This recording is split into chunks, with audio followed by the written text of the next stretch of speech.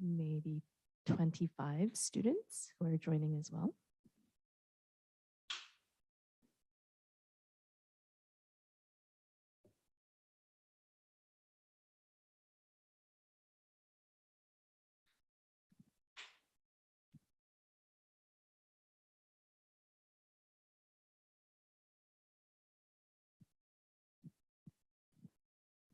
Okay, let's go ahead and get started. We have just a brief hour together and discussion I'm very much looking forward to. So thank you all for joining us today.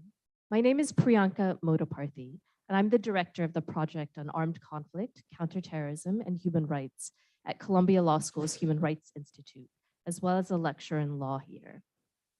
I'm so pleased to be welcoming you to the last event of our year-long series, 20 years after 9/11, addressing an enduring legacy of harm.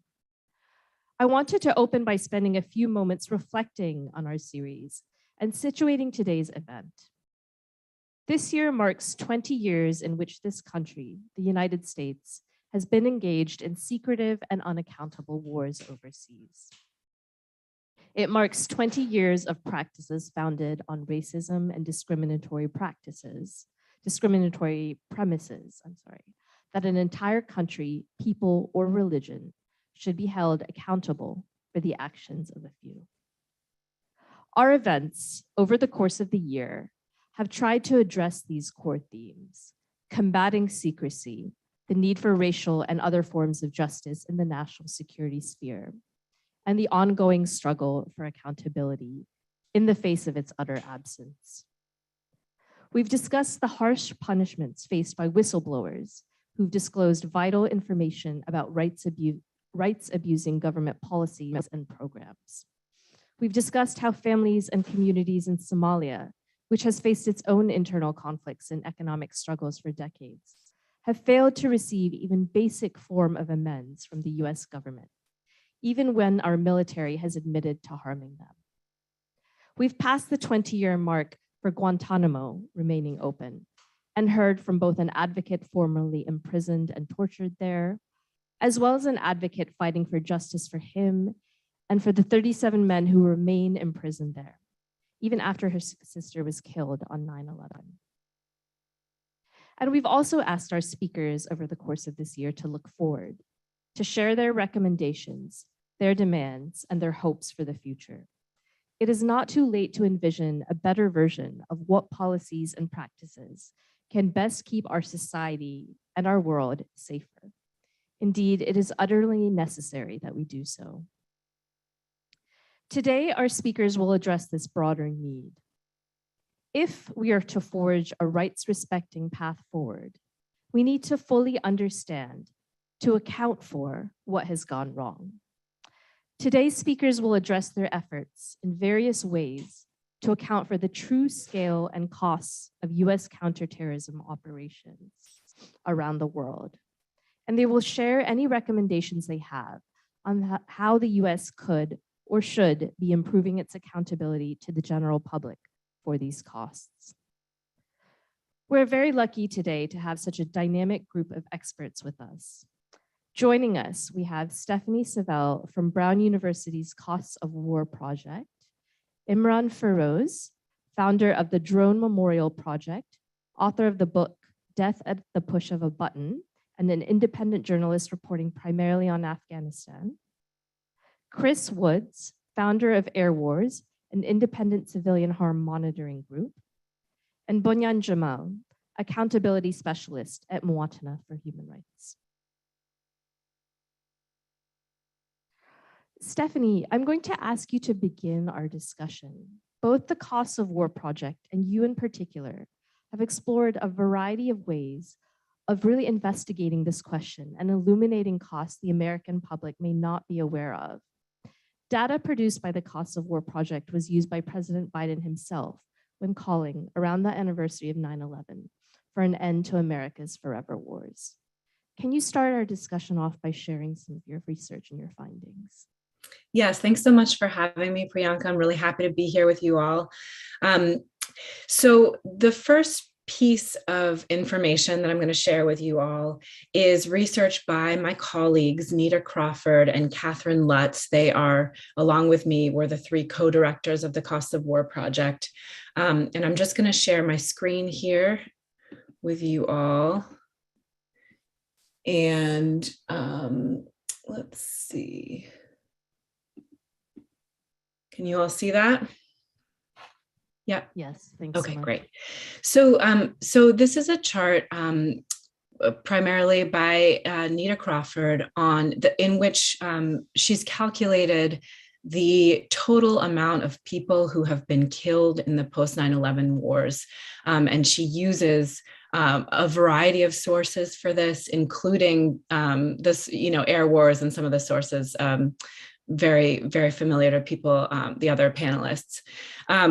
So the total number that they've arrived at is 929,000 people killed directly by the US post-9/11 wars in Afghanistan, Pakistan, Iraq, Syria in the fight against ISIS, Yemen, and elsewhere.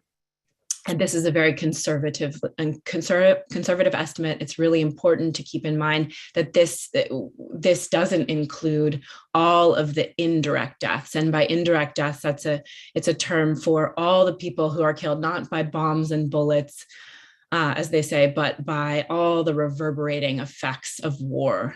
So disease and malnutrition and collapsed infrastructure, fleeing healthcare providers, bombed hospitals and clinics that no longer work. So those all have a huge effect on life and death as well. And it's estimated that between 3 and 15 times as many people die indirectly as directly in a conflict. I just wanted to start the panel off by putting this all in global context. What we talk about with the US post-9/11 wars, this is a map that I put together that shows all the places the US undertook some sort of counterterrorism operation. And this is the last 3 years of the Trump administration, 2018 to 2020. It would not look very different today. You can see the 7 countries in red where the US conducted air drone strikes, 12 countries with the orange or gray kind of blast icons in which the US engaged in combat or could have engaged in combat via surrogates, which speaks to kind of the shadowy nature of some of this activity. And then the green is military exercises in the name of counterterrorism, and the yellow is what the US calls training and assistance, which is very far from the innocuous kind of neighborly help that it sounds, and has a great deal of negative consequences and often intensifies local conflicts in so many of these places. In documenting the combat in particular, my team relied on investigative journalism and investigative reporting by groups like Airwars and others. It's not something that the US government kind of readily publishes or puts out anywhere. Like, these are the places where we've engaged in combat. So what are the legal underpinnings of these operations? Just days after 9/11, the US Congress passed the 2001 Authorization for the Use of Military Force, AUMF, it's referred to.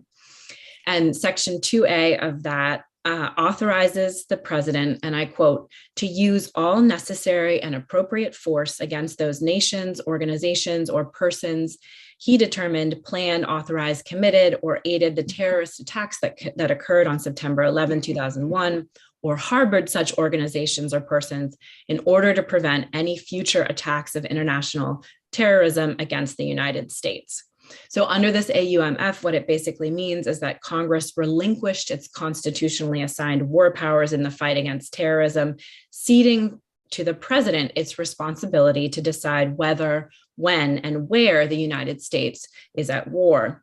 The 2001 AUMF is still in effect today, and many advocates against US war and militarism are pushing for its repeal.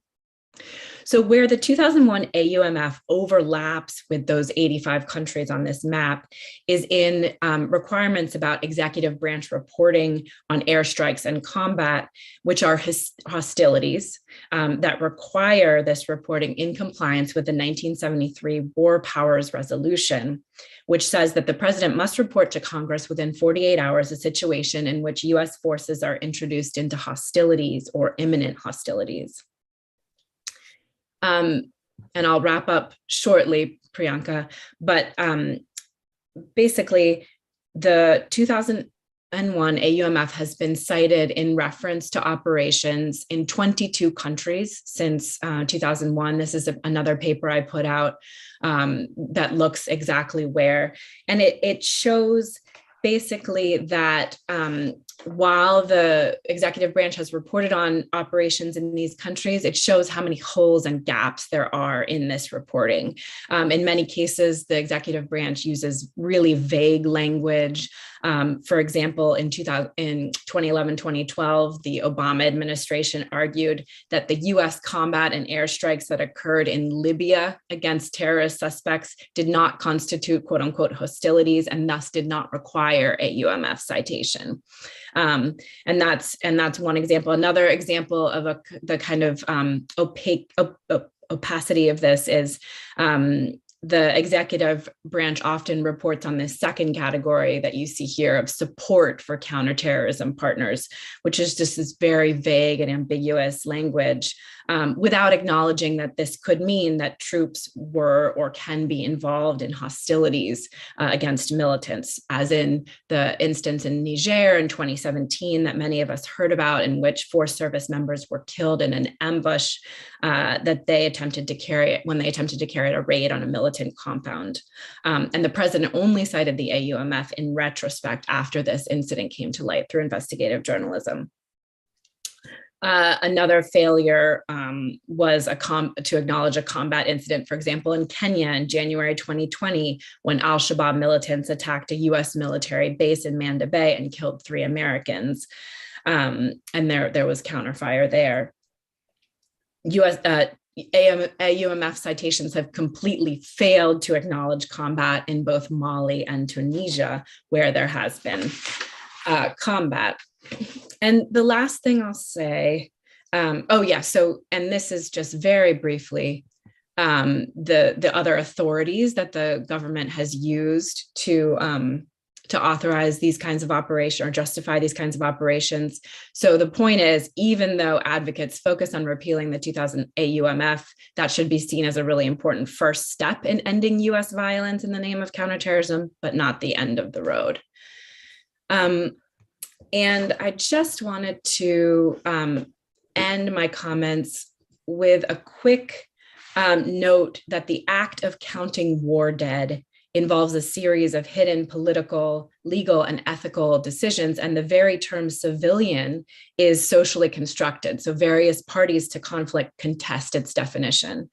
The US military's methods of counting are shaped by incentives to limit numbers of civilian casualties. So the military uses a really narrow definition of what constitutes a civilian. It employs also what scholars Wilkie and Nassimi call a racialized hierarchy of credibility, dismissing the perspectives of Afghan survivors in favor of aerial surveillance technology, which replicates the preconceptions of US soldiers who were targeting the Afghans in the first place. So the US military has generated vastly lower estimates of its own responsibility for civilian deaths in Afghanistan, for example, than has the United Nations. The US blames most Afghan civilian casualties on terrorists and insurgents rather than on its own actions. So it's really essential to challenge the US military's estimates of war deaths. And I'll stop there.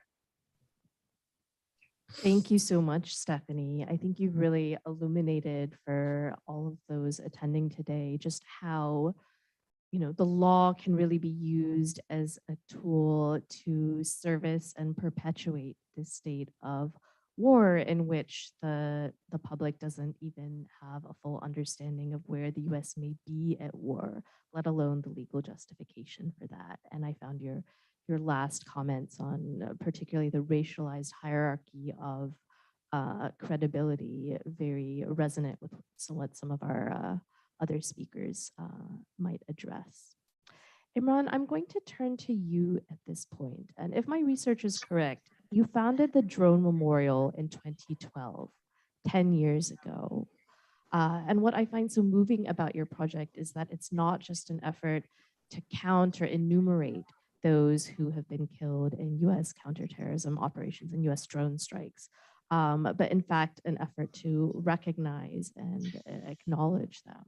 But can you yourself explain your project and what prompted you to start it? And what did you hope to achieve? Sure. First of all, thanks for having me, Priyanka. It's a real pleasure to be on a panel with such other great people participating here. Really appreciate that. And to come to your question, as you said, I started Drone Memorial already almost 10 years ago. And it was a very simple thing. Let me show you this for a second. I mean, I don't have another presentation, but I would like to show you this. Can people hear Emran clearly, or is there a way to sort of improve your? Can people hear okay, or? Is the audio quality fine?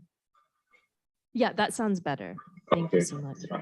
I didn't do anything, but okay. I hope. So yeah, this is how Drone Memorial looks like. It's just a very simple list, and very simple list with names from Afghanistan, Pakistan. Often I just wrote here Waziristan because it's tied to these tribal areas. This kind of the war on terror and the drone strikes that took place there. I have also a name here from Gaza.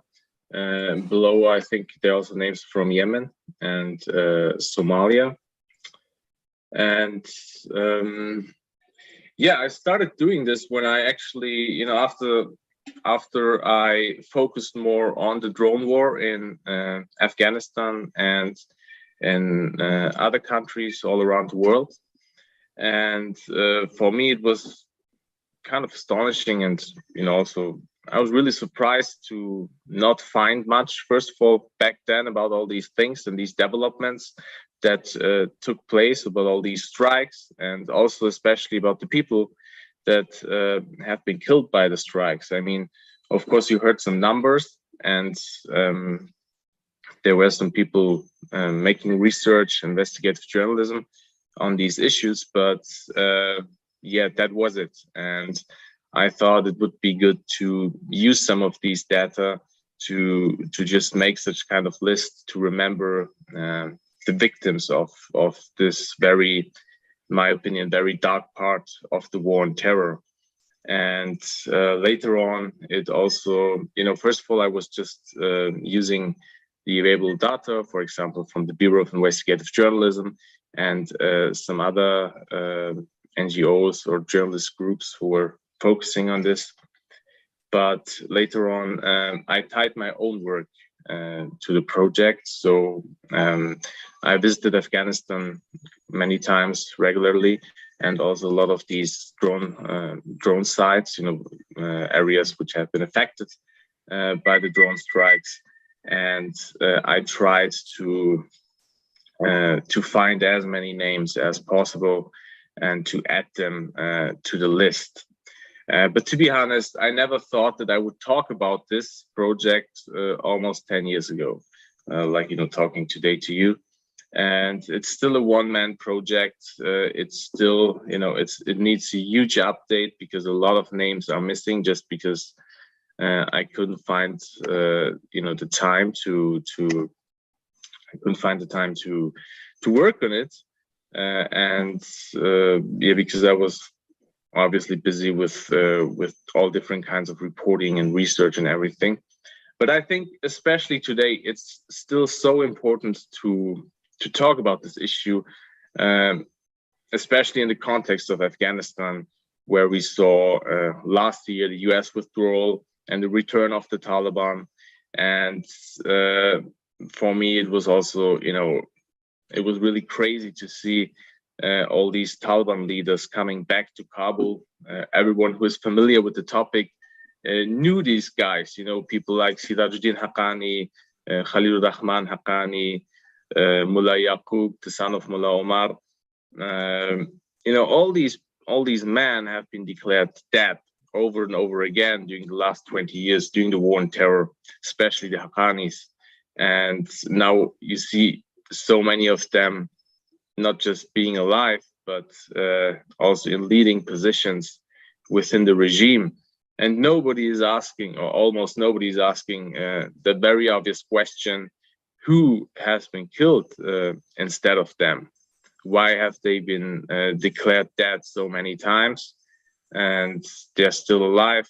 How flawed was this war? Another prominent example is also, of course, Al-Qaeda leader Ayman al-Zawahiri, who is also still alive. We recently saw a new video of him, and he has also been declared dead multiple times after these strikes. And on the other hand, I think this war is not really over. I mean, I've been to Afghanistan recently, last month, and especially in rural areas which have been affected by these strikes, you could find people, although the whole situation over there is really, really desperate, people at least found some time to kind of enjoy themselves because the air war stopped, because there are no drone strikes anymore, and also no strikes by conventional aircraft. And or let's say at least they decreased. Why am I saying that? Because recently there were reports about Pakistani airstrikes in the regions Kunar and Khost, which were also heavily affected by drone strikes during the last 2 decades. And there are also some witness accounts describing that they still see drones in the air. It's difficult to verify all these stuff because, obviously, I mean, the reasons are obvious, but the skies above Afghanistan are still not really controlled. Before the US withdrawal, you had the Americans who controlled these skies, who conducted their operations. Now you have the Taliban regime back in power, and obviously they don't have the needs or anything, or the expertise or something to control anything that is going on above them. I heard from a source from southern Kandahar province that the Taliban leader himself is still hiding himself because he's fearing drones. The Amir al-Mu'minin of the Taliban, Haibatullah Khanzada, but also many civilians, repeated these accounts, especially in the mentioned areas of Khost and Kunar, that drones are still above the sky. To be honest, I don't know if these drones are US drones or not. I suspect it's a lot of them are also, from the Pakistanis, also from other states, maybe probably Iran. It's very, very difficult to verify that. But it's obvious that this war and the whole heritage of the war is not over yet, and the people who will suffer from it will be people like those who have been killed, after the last strike of the Americans in August 2021 during the withdrawal, when the US conducted the drone strike in the middle of Kabul and killed several civilians, mostly from the same family. And all of these people were not, as the Americans said, ISIS extremists. There were civilians, or to be more precise, some of them were even working with the Americans once upon a time. For example, one of them was working with an American NGO. His brothers were working for the US military. One of them was a translator. The other one was working with the Afghan army as a soldier. And there were also reports that, not just reports, I talked to the family myself, that they already applied for special migrant visas to come to the US. didn't happen. They didn't want to leave during all these chaos that took place in August. They wanted to make it, formally, legally, just, waiting for the confirmation, everything, and then leave. Unfortunately, nothing of that happened. And they have been killed. And the main difference that we had here was that this strike was taking place in the middle of Kabul, in an urban area, within the Afghan capital. So we had many journalists running to the side, Afghan journalists, foreign journalists. Everyone was there, and the narrative of the Americans could easily be deconstructed. So that at the end we had this large New York Times investigation, and the Pentagon, accepting their mistakes somehow in a weird way. But this is something that took place over and over again in many areas, many regions of the country, and a lot of them, also the one I visited, were very remote places where you couldn't face, it was difficult to go there. It was, I met people which faced the journalist or something, interested in their cause, someone interested in their cause for the very first time. And this is something we have to keep in mind. And that's also one of the reasons why still so many names are missing. Thank you so much, Emran. I think the reasons you've highlighted around, why that particular August 29th strike was, eventually recognized, and why so many names and, incidents remain uncounted and unrecognized, or a broader lesson that we can draw, certainly very prominent in Afghanistan, but also in so many other countries where the US has conducted these operations. With that, I'll turn to Chris Woods. And Chris, you founded Airwars after working with the Bureau of Investigative Journalism. And through Airwars innovated a new methodology for monitoring and counting civilian casualties. You have in fact devoted a significant portion of your career to probing and accounting for civilian casualties in US post-9/11 wars. In September, Airwars released your estimated civilian death toll for 20 years of forever wars. Can you share with us how you worked to come up with this estimate, and what was the gap you were trying to fill? Thanks so much, Priyanka, and thanks for having us on this fantastic panel today, and a really great series of talks as well. We put our minds to this question for the 20th anniversary last year of trying to understand how many civilians had been directly killed by US actions since the 9/11 terrorist atrocities. My colleagues Joe Dyke and Imogen Piper at Airwars put themselves to that task. It turned out to be very challenging. I guess it's worth saying that those US actions following 9/11, there's nothing there's no sort of simple pattern or path here when you're trying to understand the post 9/11 conflicts. The conflicts themselves have ranged from classified CIA drone campaigns in Pakistan, hybrid and covert clandestine wars in Yemen, Somalia and Libya, large-scale invasion and occupations, as we saw in Iraq and Afghanistan. And then presently, we have this consensual US presence in several of these same states, alongside a continued partial and non-consensual occupation of northeastern Syria. And Stephanie mentioned the AUMF, which of course was intended by Congress for the pursuit of Al-Qaeda in the wake of 9/11. The roster of forces actually attacked by the US has been far wider, and it includes Al-Shabaab, ISIS, Syrian regime forces, Iranian and Iranian proxy forces, and both the Afghanistan and Pakistan Taliban. So despite the claims that the AUMF was focused on the perpetrators of 9/11, predominantly it's been used against those who weren't implicated in those atrocities. And I think also worth noting that the executive's rationale for these wars has also not stayed static. So while the Bush and first Obama presidencies justified the military actions primarily on grounds either of self-defense or of those states under attack being, they used to use this phrase, unwilling or unable themselves to deal with terrorist challenges. Over time, we've seen the US move towards seeking active consent from those nations on whose soil it fights. So that's whether it's the Iraqi or Somali governments, or in civil war scenarios from generally internationally recognized factions such as the GNA in Libya or the Saudi-backed faction in Yemen. So consent today is a fundamental part of US forever wars rationales. And interestingly, the Trump administration's assassination of Soleimani back in 2019, one of the reasons that's so shocked is that the US had moved away from those direct assassinations that we saw in the earlier years of post 9/11.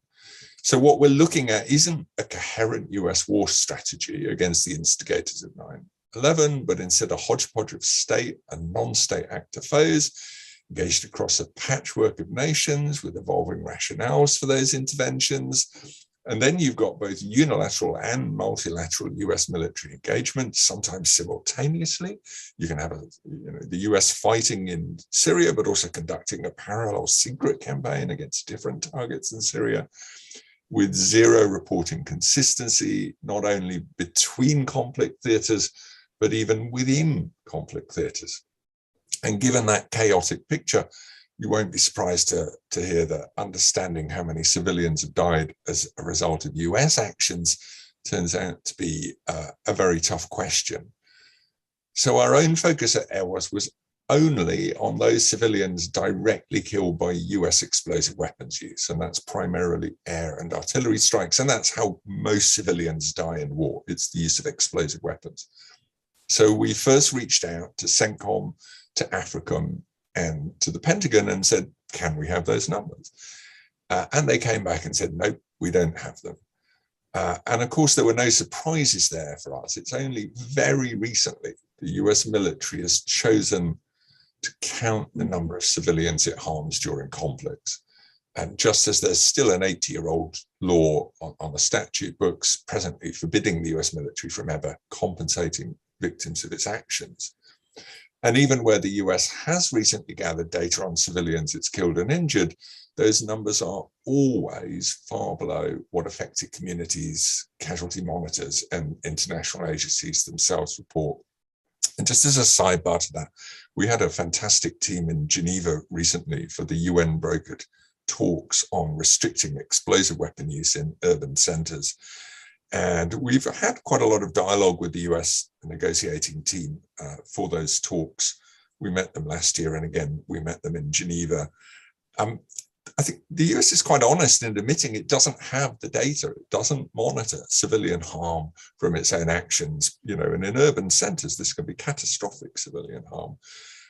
And I thought a US official spoke very truthfully in Geneva recently when they responded to concerns by saying, if we have the explosive weapons, we'll use them. And that pretty much sums up the US position. So when Airwars was trying to understand the civilian harm data without that official US military data, we pulled information from our own archives, from respected casualty monitors like Iraq Body Count in New America, and from UN agencies such as UNAMA in Afghanistan.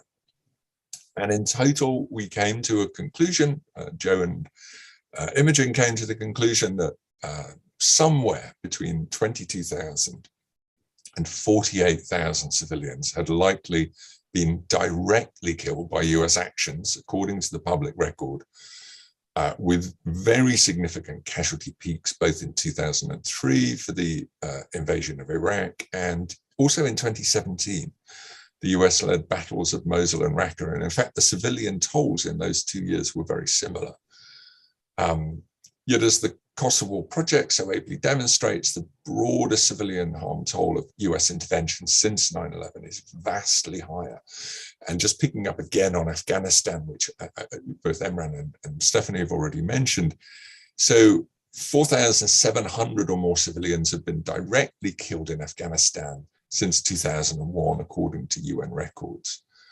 But if you look at UN records just for 2007 to 2021, the UN reports that 47,000 Afghan civilians were killed overall by conflict violence.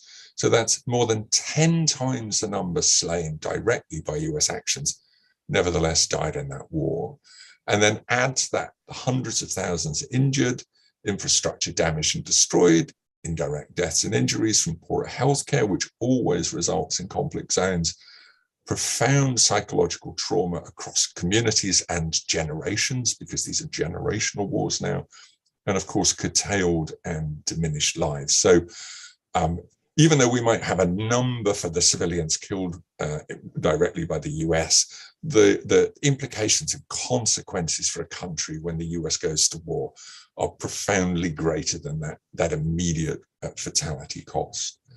And just to finish, it's worth noting that each US president since 9/11, George W. Bush, Barack Obama, Donald Trump, and Joe Biden, has chosen to perpetuate the so-called global war on terror and its satellite conflicts. And even today, US actions continue in Yemen, Somalia, Iraq, and Syria, despite Biden's assertion that he wants to end the forever wars.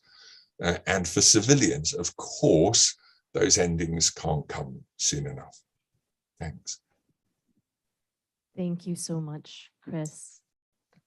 That was very illuminating.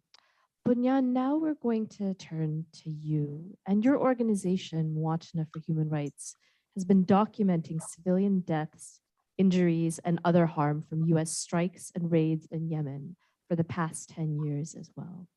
While your investigations do not include every incident that may have killed civilians, your researchers have visited these families and spent time in these communities that are deeply impacted by US operations.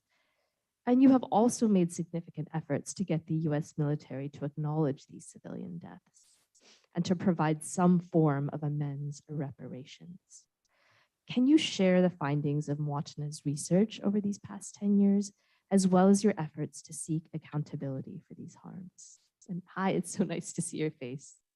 Hi. Thank you, Priyanka, and thank you all for listening. In a context like Yemen, unfortunately, drones victims are not listened to as they should. We started documenting drones attacks since 2013. Between 2000, we documented at that time 9 strikes, 9 attacks that killed 26 civilians and injured 13 between 2012 and 2014. Then we, in 2017, we started documenting other 12 operations. 2 of them were raids, ground raids, and 10 drones attacks that happened in different areas in Yemen. These attacks, according to our research, killed 38 civilians and including 13 children. We also documented other types of harm, like the loss of property, psychological harm, and economical harm to the families that were targeted. We documented through interviews, site visits, and photographs, videos of the sites of the incidents. We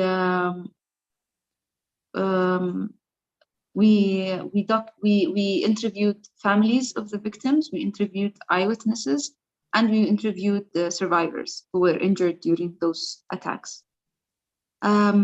After documentation, along with Columbia Law School, we sent all of our documentation of more than 150 pages to the US Central Command. After that, months later, we received some responses that came gradually. The main idea was to communicate to the US of what happened to those people and to send them all the investigation that we were able to reach, since we had researchers that could visit those areas and collect credible evidence. Unfortunately, the US Central Command response was frustrating and insufficient. After some correspondence with the US Central Command, they admitted one civilian who was targeted in 2019, Saleh Al-Gaisi. Saleh was a father of 6. He was the main breadwinner for near 3 families of his extended family.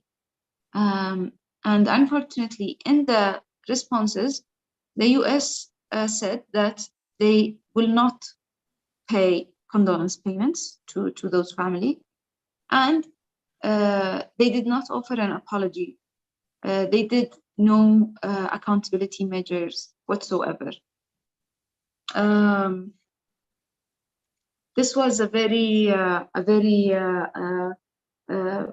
frustrating response, even though they admitted of only one new civilian who was targeted. There was nothing that followed that, and that showed how the US dealt with these victims, with the Yemeni victims. After that, we contacted the family.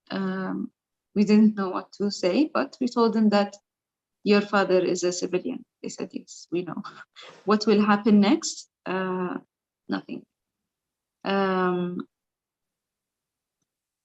Until now, there is no any accountability measures that happened since the start of the drones attacks in Yemen in 2000. There was no accountability measures whatsoever in any of the drones attacks or the ground raids. There is no apologies, no justice, no reparations, nothing that happened. Whether it's the Bush administration or Trump or Biden, they all used and continued with the same policy of ignoring civilians. This is mainly the drone situation now in Yemen. There are some victims, some injured victims who until now cannot afford to be treated. So they have to endure pain and illness. Some victims who are until now afraid of staying in their own houses and in their own communities.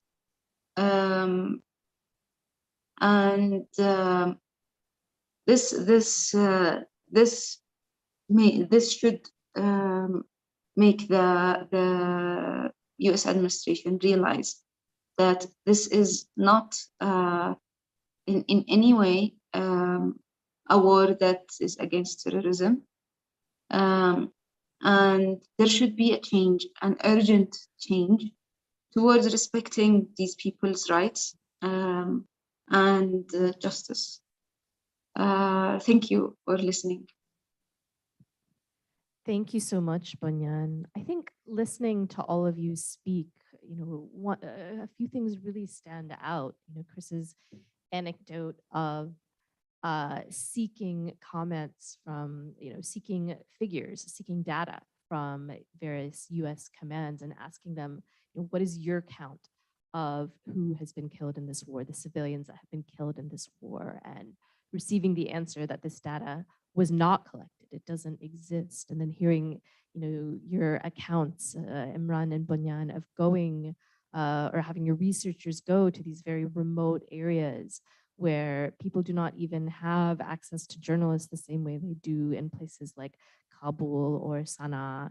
And really just, I think, and Stephanie as well, your comments on, understanding just the breadth of US interventions around the world and some of the data your project has collected. And I think through all of your, your interventions and your comments, we can understand that there's a real erasure happening here, and it's not accidental. It's a very deliberate attempt to not look backwards at what the true costs of what these wars have been. Just keeping an eye on the time, I do want to give a chance for our students to ask questions of our panelists if they have any, as well as for our online guests to put questions into the Q&A function of the Zoom webinar if you'd like to ask questions of our panelists. Please go ahead with your question. Hello, thank you for the talk. I just wanted to clarify from Stephanie, when you said that the US conducts training in some of these countries, I'm from one of those countries, and you mentioned that there's a human cost to it, like it would invite more conflict. Can you elaborate more on that, please? Sure. I did a deep dive into a data point on my map. I went to Burkina Faso and I investigated, what does US militarism look like in Burkina Faso? What are the consequences? And what I discovered was that the US has been pouring millions of dollars in what the US government calls security assistance or security cooperation money for that go towards weapons, mostly weapons, training, but also just that this kind of war on terror mentality, right, that the US is promoting around the world, and that gets adopted by local governments. So in Burkina Faso's case, they're carrying out their own domestic war on terror now. It's a war that's carried out largely against an ethnic group called the Fulani, which is a herding ethnic group that has practiced Islam for centuries, since far before colonialism. And they've become the scapegoat, and the government forces are targeting the Fulani. The Fulani are joining these Islamist groups in retaliation against government forces. And the complexities of the conflict in the Sahel, West Africa right now are so, it's just so complex. There's just to hint or gesture towards it, there's conflicts between farmers and herders exacerbated by climate change. There's conflicts between ethnic groups. There's racial dimensions at stake, pre-colonial and colonial racial dimensions. There's conflicts between neighbors. So it's all this very, very complex local conflict. The US comes in with this war on terror paradigm that gets adopted by the government, who then uses US weapons, US training, US counterterrorism thinking to crack down on this ethnic group. And it's incredibly intensifying and worsening this, this local conflict. Thank you. Thank you so much for your question. Do we have other questions from students in the room? I think I'll just follow up as well with a question for our panelists. I mean, you shared, your efforts, all of the work, and at some of you great risk to collect the information and data on these cases, and to really understand who are the people being killed in these types of operations.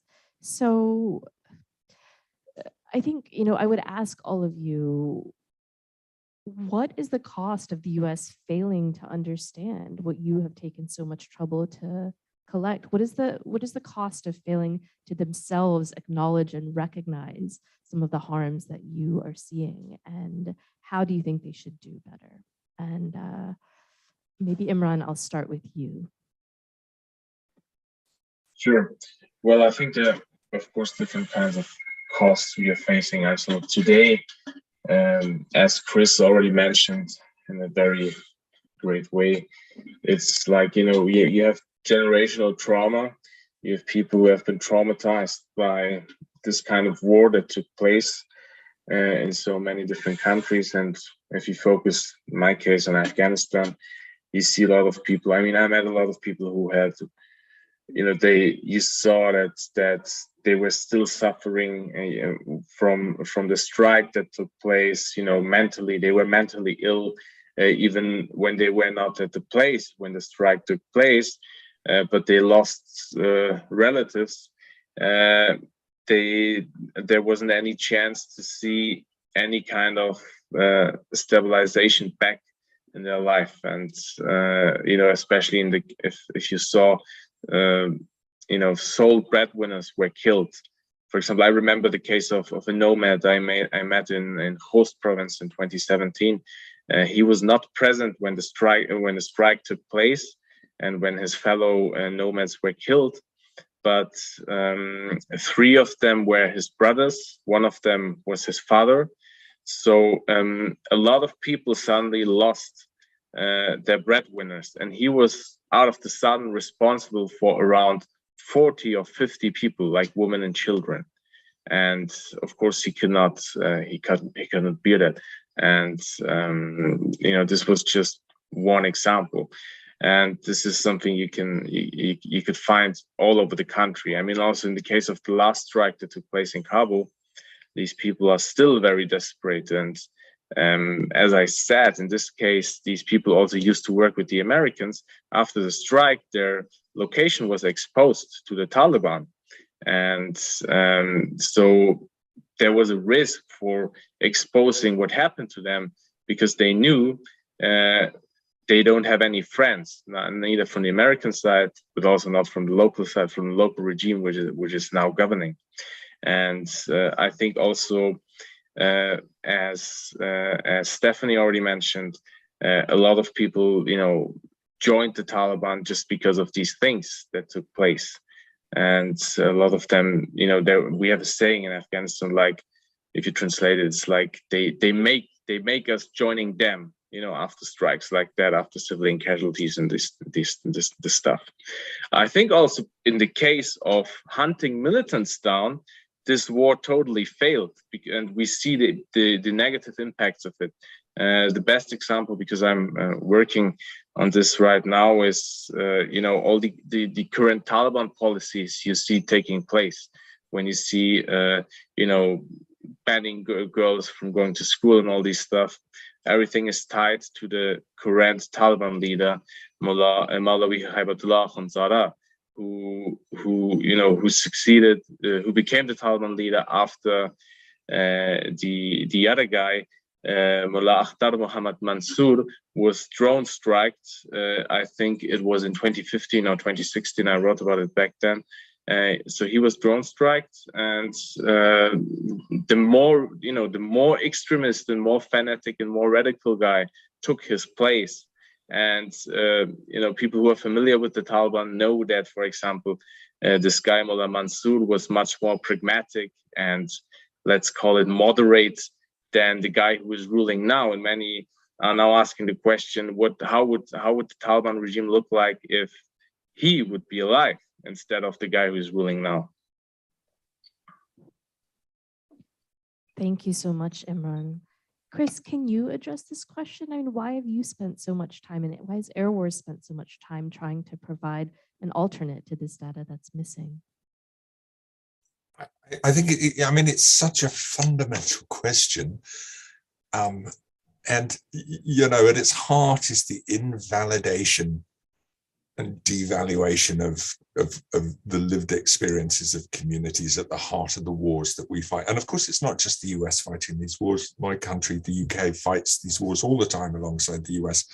And desperately sad though it is, the US has probably the best system, the US military, the best system right now for accounting for civilian harm. France, Britain, the Netherlands, Belgium, Canada, they don't really have systems at all. They're not accounting at all for their casualties. At least the US has some systems there. But fundamentally, it's about invalidating the experiences of affected communities.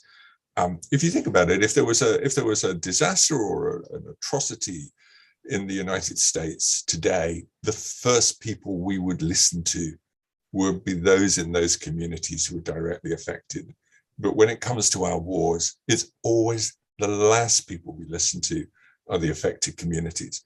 And when I go to the Pentagon, when I meet with military commands, we always get asked the same questions. Why should we listen to these people?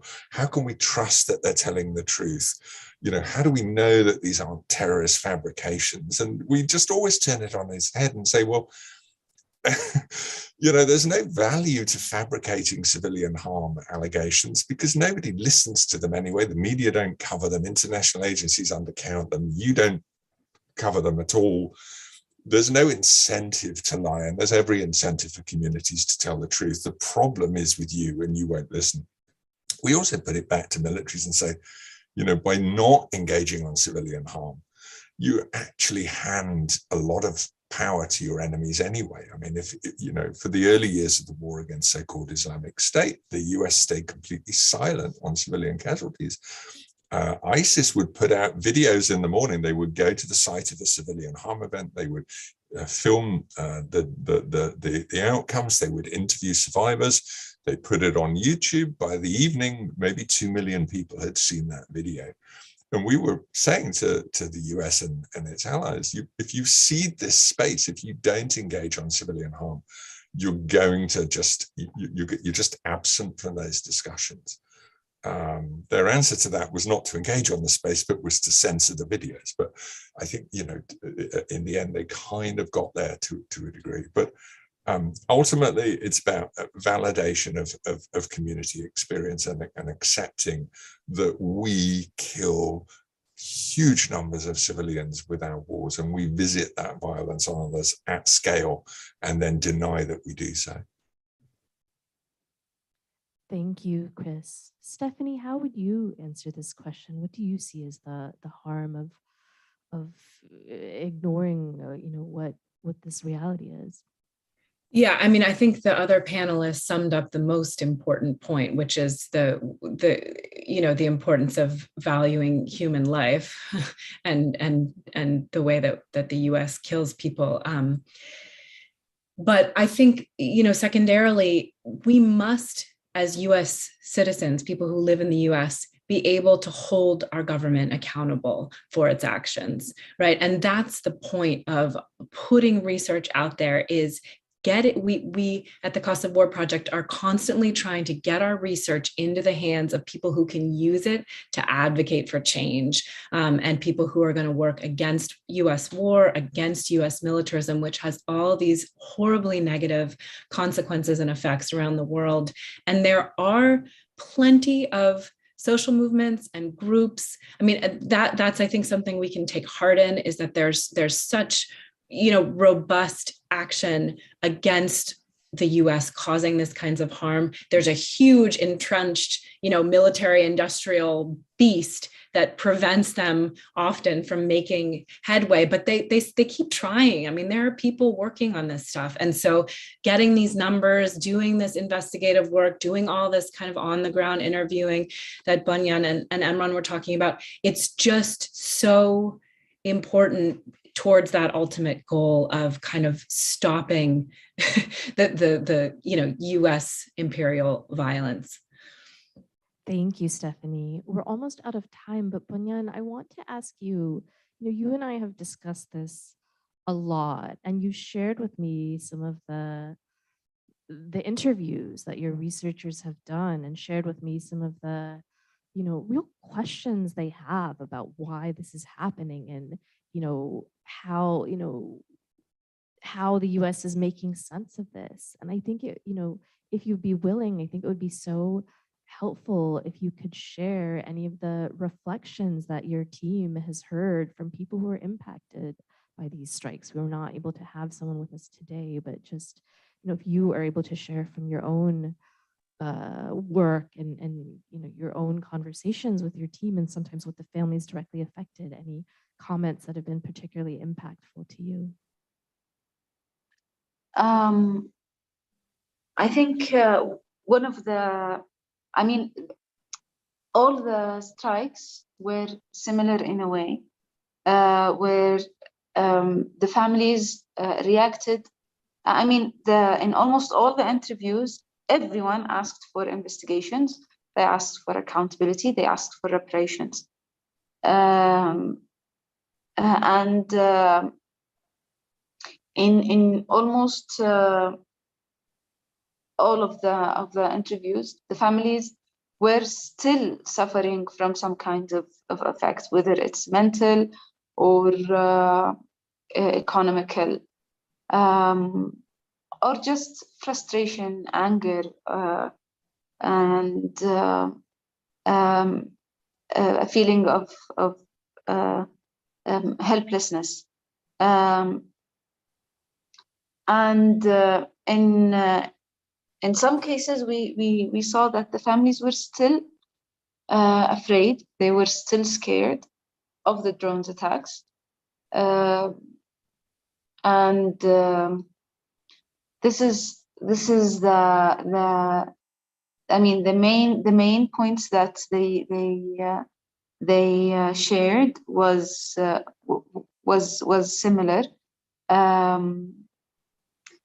I think that it's, although we contacted them in 2017 and then in 2019, we were still able to feel. I mean, in one of the cases in Marib, where there was a ground raid, one of the men said, we fought Al-Qaeda. We were the ones who fought Al-Qaeda in our community, and they are not in our village anymore. We don't know why it was raided. In another attack in the south, they were put in a situation where they don't even know if things will if they will be attacked in any moment, because people who were targeted were random civilians.